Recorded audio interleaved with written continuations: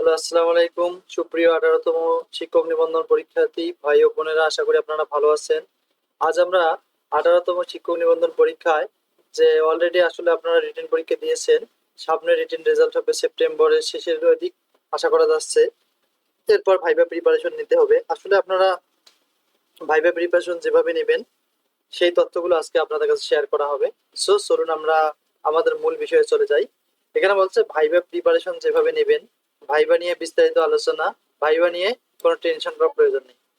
18তম নিবন্ধন যারা রিটেন পরীক্ষা দিয়েছেন, আপনারা সকলে অবগত আছেন যে আপনাদের খাতা অলরেডি যাচাই শুরু হয়ে গেছে।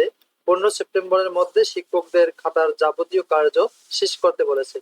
তাই আপনারা আশা রাখতে পারেন যে সেপ্টেম্বরের শেষের দিকে আপনাদের রিটেন রেজাল্ট অনুষ্ঠিত হতে পারে বা হবে। এরপর 1 থেকে 1.5 মাসের মধ্যে আপনাদের ভাইবা শুরু হয়ে যাবে, তবে এর আগেও হতে পারে কার্যবিধি, যেহেতু এনটিআরসি বর্তমানে একটু ফাস্ট হয়ে যাচ্ছে।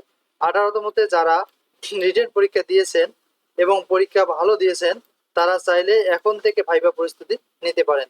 ভাইবা নির্দেশিকা, আসলে ভাইবা আপনারা ভাইবা যেভাবে পড়বেন, কোন টপিকগুলো আপনাদের গুরুত্ব সহকারে পড়তে হবে, সেগুলো এখন আপনাদের জানানো হচ্ছে। প্রথমত আপনারা নিজের সাবজেক্টের দিকে একটু বেশি গুরুত্ব দিবেন। এর পাশাপাশি রিটেন কোশ্চেনটি ভালোভাবে কমপ্লিট করতে হবে। মনে রাখবেন যে রিটেন সিলেবাস অনুযায়ী ভাইভাতে প্রশ্ন করা হয়ে থাকে, তাই সর্বদা রিটেন সিলেবাসের দিকে বেশি গুরুত্ব দিবেন। তার মানে আপনারা রিটেন পরীক্ষার যে সিলেবাসটা আপনাদের ছিল, ওই সিলেবাস অনুযায়ী কিন্তু আপনাদের ভাইভাটা অনুষ্ঠিত হয়। অর্থাৎ রিটেন পরীক্ষার কোশ্চিন টিচারদের হাতে থাকে, ওই রিটেন পরীক্ষার কোশ্চিন এবং ওই কোশ্চিনের সাথে যে প্রশ্নগুলো যায়, ওই প্রশ্নগুলো করে থাকে। ওই প্রশ্নগুলো মূলত আপনাদের রিটেন সিলেবাস থেকেই হয়ে থাকে। আপনারা জানেন যে রিটেন কোশ্চিনটি পরীক্ষকের হাতে থাকে, তাই ওখান থেকে কিছু প্রশ্ন অবশ্যই করা হয়ে থাকে। তাই রিটেনের কোশ্চেনটি অবশ্যই ভালোভাবে পড়তে হবে।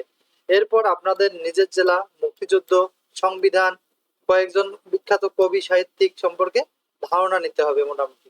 আপনারা চাইলে প্রফেসরসের একটি ভাইবা গাইড কিনতে পারেন বেশি প্র্যাকটিসের জন্য। তবে এনটিআরসি এর জন্য আসলে এত কিছু লাগে না। আপনারা বোর্ড বই, অর্থাৎ আপনার সাবজেক্ট যে সাবজেক্ট রয়েছে ওই সাবজেক্টটি ভালোভাবে পড়লেই মোটামুটি ভালো করা যায়। তো আশা রাখি আপনাদের পরীক্ষা ভালো হবে। এ বলে আমি আমার আলোচনা এখানে শেষ করছি। Thank you for watching this video. যারা সাবস্ক্রাইব করেছেন তাদেরকে অসংখ্য ধন্যবাদ। আর যারা সাবস্ক্রাইব করেননি তারা প্লিজ সাবস্ক্রাইব করবেন। See you another video.